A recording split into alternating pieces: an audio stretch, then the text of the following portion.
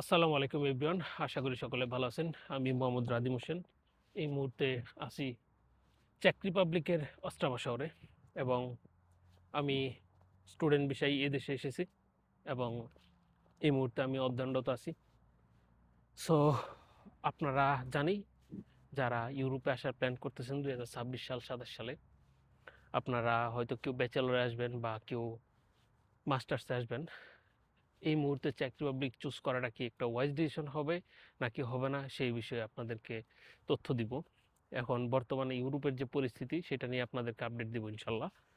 So আপনারা যারা ভাবছেন যে চেক রিপাবলিকে আসবেন কি না, এই মুহূর্তে আমি তাদেরকে বলবো, ভাই যদি আপনার হাতে সময় থাকে এবং আপনি যদি ধৈর্যশীল ব্যক্তি হন, তাহলে আপনার জন্য চেক রিপাবলিকের প্রসেসটা করা একটা ওয়াইজ ডিসিশন হতে পারে।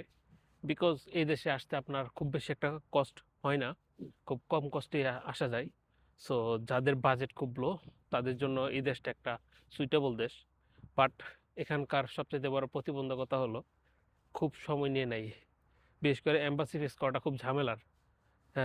আগে যাওয়া মানুষ সহজে এম্বাসি ফেস করতে পারতো, কিন্তু এখন সেটা পারে না।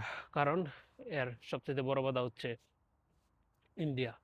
ইন্ডিয়ার ভিসা পাওয়া এখন খুবই টাফ।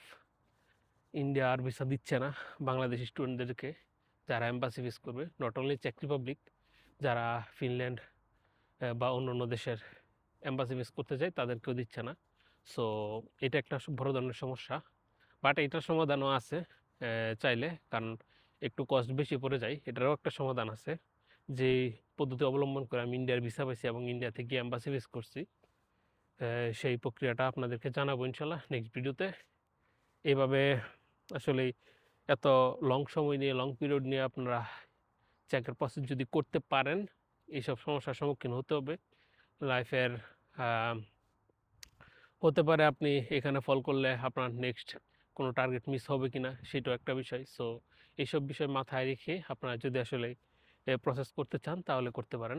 আপনাদের ধৈর্য থাকতে হবে, এটাই আপনাদেরকে বলবো। চেকের প্রসেস মানে ধৈর্য।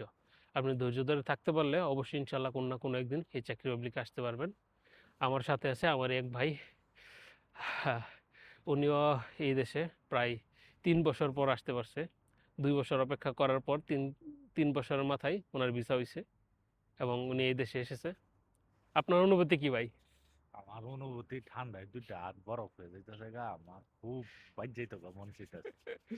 সো এখানকার যারা বরফ দেখে আসলে খুব খুশি হন যে মানুষ খুব এনজয় করতেছে বরফে, একদিন আমিও যাবো বরফে।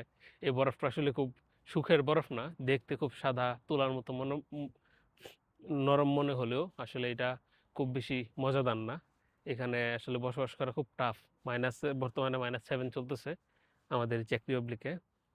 সো বুঝে নেই এই ঠান্ডার মধ্যে আসলে আপনাদের জন্য ভিডিও বানাচ্ছি কতটা কষ্ট হচ্ছে। চতুর সাইডে বরফ, প্রতিদিনই স্নোফল হচ্ছে।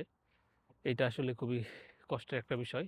তারপরে ইনশাল্লাহ আপনাদেরকে ভালো কিছু ভিডিও দিয়ে যাওয়ার চেষ্টা করব। সো আমার সাথে থাকবেন ইনশাল্লাহ। দেখা হচ্ছে নেক্সট ভিডিওতে। আসসালামু আলাইকুম।